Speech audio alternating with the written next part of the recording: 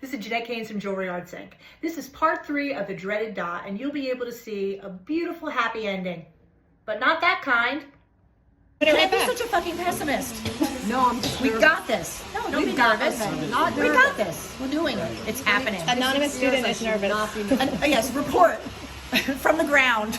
Anonymous How is student anonymous is nervous. But we got this. You know what I'm saying? Because what she was saying, what she is nervous about, what they are nervous about. Yes, you know what I mean? They. double secret. Yes, is that, yes, when you're setting a faceted stone, it's in there on an inner bezel, right? It's in there just resting on the inner bezel. So you look at it wrong and it moves around. So that's why it's so important when you're setting a faceted stone that you're gonna keep checking it from the side. Like we're gonna press in a little and look from the side. Because the stone, until it's actually held, it's gonna keep moving around. That's why we have the Jewelry Arts brand dowel right here to press it back level. Okay? Yes, I have my special voice for my product placement. It's like a little sexy. Wait, a little sexy. Let's do that. That's more accurate. So I'm sure you all know this, but when you use the bezel setter from the Master Setting tool set, you're going to put it in the palm of your hand with your thumb and your forefinger on either side, like so, because all the power comes from your shoulder. If you're setting and you're doing this, you don't have to make the dumb face, but that's not where your force is coming from. You get this in position and you lean. Now I am a little vertically challenged, so I always stand up. Okay, so I'm gonna put my left thumb on the stone, which is my non-dominant hand, right? And you see where the tool is? It's up at a 45-degree angle and it's resting just on the very top edge of the bezel. Bless you, anonymous student. Okay, and then I'm gonna lean in with my shoulder. Right? And I just pressed it in a little bit. You can kind of see. You see what I mean? And I'm going to check it from the side. And you press it a little to make sure it's still, because until it's held, it's just like jello in there almost. You know what I'm saying? It's really going to jiggle around. So the only time that this can go wrong is if you set, it gets tilted and you keep setting without looking. Do you know what I'm saying? Because it's no big deal. Oh, it's tilted. Oops. Press it level and go back to it. That's normal. It's only if you don't look at it and notice and continue to set that you have issues. Okay, press, you see what I mean? Beautiful and level. So now I'm gonna do the other side, because you sort of do a north, south, east, west kind of situation. And especially with oval stones like this, you would always wanna do the skinny ends to make sure that they stay aligned. Because you know, when you're putting pressure on here, you could sort of shift the whole thing off a little bit, which we don't want to do. Okay, thumb on it like that, rest right here, press in like so, okay?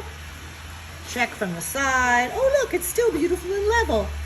Maybe I'll do a little close-up of that. But then I want, our anonymous student is well-versed in setting, so I'm gonna let her go ahead and work on this. But it's looking really good. And literally this is a unicorn, because most of the time when we have this scenario in a ring, we have to, you know, set the stone upside down, find a new stone, etc., etc. So we just, yay? Yeah. So I'll let Alexis come in and take a close-up. This is looking very beauteous.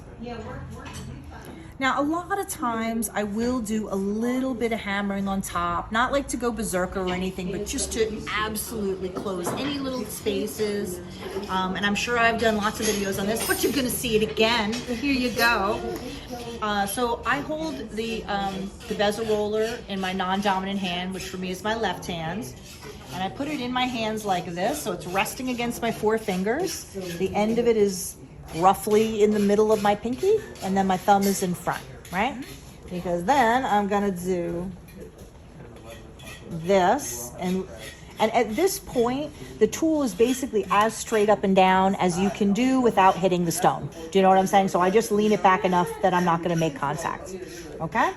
And then I'm gonna tap a little bit on the top, lightly. You see what I mean? You just rock it back and forth. And because you're applying more leverage, you're gonna close any of those little gaps. You're gonna hold it really tightly. It makes it a lot more watertight. Whether it's actually watertight is a separate issue, but basically you want to get it as tight as possible. See what I mean? Also, I want to talk to you guys about leather mallets.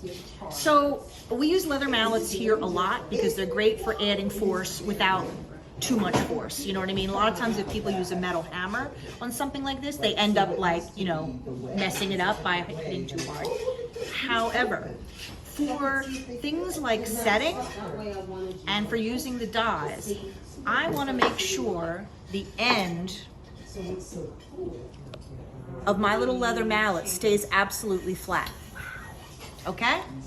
You see this leather mallet, which is, you know, seen some things?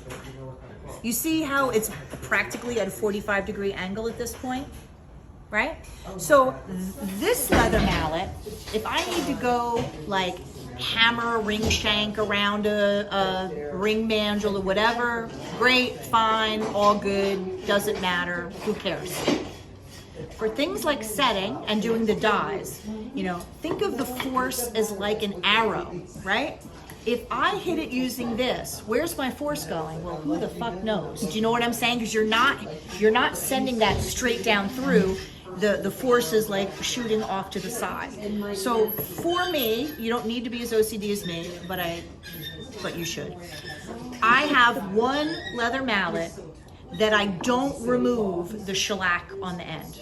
You know how, I'm sure you all know this, when you get a brand new one of these leather mallets, right? It has this kind of like hard shellac on it, and usually you soak it in a little water, or you go outside and you whack it on a curb or whatever, or file it with a big ugly file to get rid of it so that you can get to the softer stuff underneath, and then that way it won't leave marks on your metal, okay? I'm sure you're all doing that. I can just feel 50 people right now being like, what? What are you doing with it? That's what you're supposed to do. However, I have one leather mallet that I use for setting and that I use for the dies that I leave the shellac on. Because you see how the end of this is absolutely flat?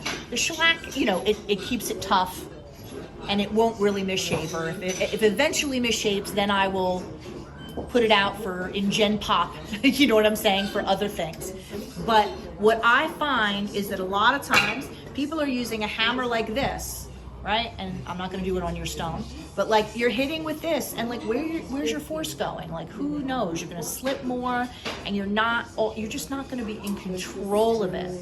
Okay? And the shellac does not prevent the mallet from doing what it's supposed to do, which is being sort of a gentler head. Yeah, exactly. So for me, I have one that's relatively small that I only use for setting and for because the same thing with the dies. When you're hitting from the top, I want the force to go straight down and not sort of like go all over the place. So it's a little OCD, don't get me wrong, but I have to say, because also usually, like, do you have one hammer? No, most of us have a bunch of hammers. So it's not like it's any big deal usually to have one that's your setting hammer or your die hammer. So that's what I do. If you don't want to do it, fine. But remember, force is like an arrow. And if it's off at an angle, you're just not getting the control that you're going to want. Okay? Come over to the dark side. Things will work out a little better. So check it out, our anonymous student has done. So our anonymous student, we're gonna pretend that she thinks it's perfect because she's doing that thing where she sees flaws where there are none. Not that any of us could relate to that in any way because that's not a thing.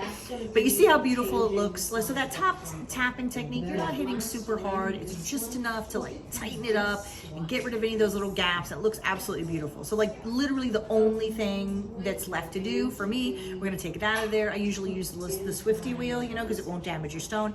Just right on the top, you know. Also on the side of the bezel, because like who among us doesn't slip from time to time? Maybe we'll take a little green paper, whatever, make sure if there's any little slip marks, but basically then Put it on your finger. yeah, that's it. Yay. So because our student is remaining anonymous, I am gonna do the hand modeling of the stone. Look at how fucking gorgeous that looks.